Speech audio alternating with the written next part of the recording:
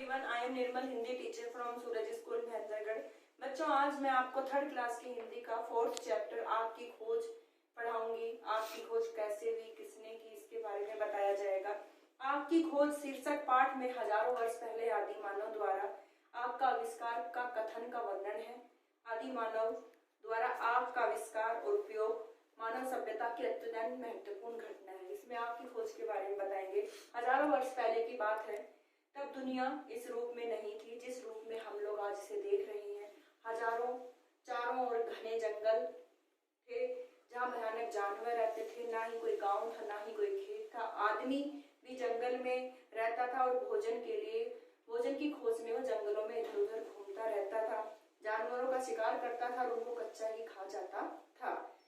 संयोग से उसे आग का पता लगा। कैसे लगा? वो इस प्रकार लगा। एक बार वो शिकार के लिए कहीं जा रहा था। उसके पास कोई हथियार नहीं था निशाना मारने के लिए। उसने एक बड़े पत्थर को तोड़ा और उसके छोटे छोटे टुकड़े करने चाहे। जैसे ही उसने बड़े पत्थर को तोड़ा, उसके छोटे टुकड़े हुए, उनके अंदर से चमक निकली। वो चमक देखकर उसकी समझ में नहीं आया यह चमक कैसी है। फिर उसने दूसरी बार फिर एक पत्थर के ओर मारा।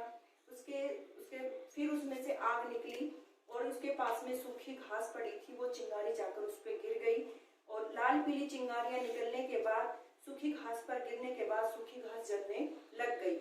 यह घास जलने लगी, यह देखकर आदमी को बड़ा अचंभा आया और उस आग से उसे प्रकाश और गर्मी मिलने लगी।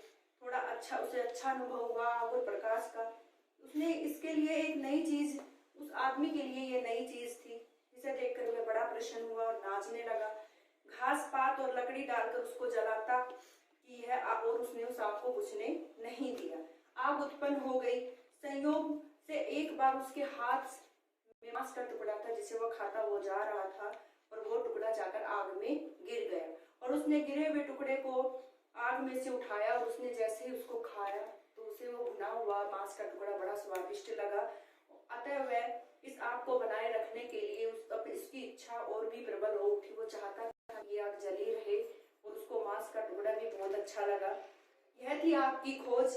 आग का पता तो चल गया, लेकिन उसको जलता हुआ कैसे रखा जाए, उसके सामने ये बहुत बड़ी कठिनाई थी।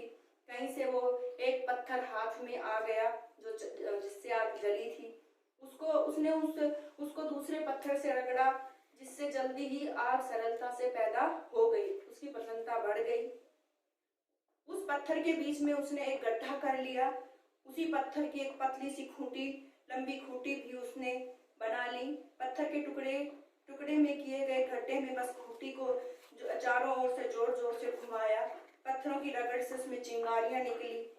पास में सूखी घास में लग गई। उसने समझ लिया कि दो पत्थरों के रगड़ने से कभी भी आग पैदा की जा सकती है। उसने वह उनको बड़ी सावधानी से रखने लगा। यह पत्थर चकमक के पत्थर थे। धीरे धीरे उसे आग का पता लगा कि उसे यह भी पता चल गया कि लोहे और पत्थर की रगड़क से भी आग पैदा की जा सकती है। इस खोज से आग को पैदा करने में बड़ी सरलता मिली। गांव वाले आज भी इसका प्रयोग काम में लाते हैं। इस आग का प्रयोग अब वे सूत की डोरी और बांस की नली में डाले रखते हैं और चकमक पत्थर को लोहे के टुकड़े से रगड़ कर आग पैदा कर लेते हैं। आग पैदा करने का प्रयोग चलते रहे। धीरे धीरे दिया सिलाई का आविष्कार हुआ। दिया सिलाई के बड़े बड़े कारखाने हैं। राजस्थान में कोटा नगर में दिया सिलाई का एक कारखाना है। आज हमारे लिए आग जलाना बहुत सरल हो गया है, इसलिए हमें इसका कोई महत्व नहीं देते इस चीज को। पर जब हम यह सोचते हैं कि यदि आग न होती तो क्या होता, तब इस खोज का महत्व हमारी समझ में आता है। आग की खोज प्रकृति पर मनुष्य की बहुत बड़ी विजय है। ये आग की खोज की कहानी थी। अब इसके शब्दार्थ: अचरज हैरानी, प्रकाश रोशनी, स्वादिष्ट खाने में मजेदार, प्रबल तेज, सरलता आसानी, आविष्कार खोज। ये आग की खोज की कहानी थी। Thank you.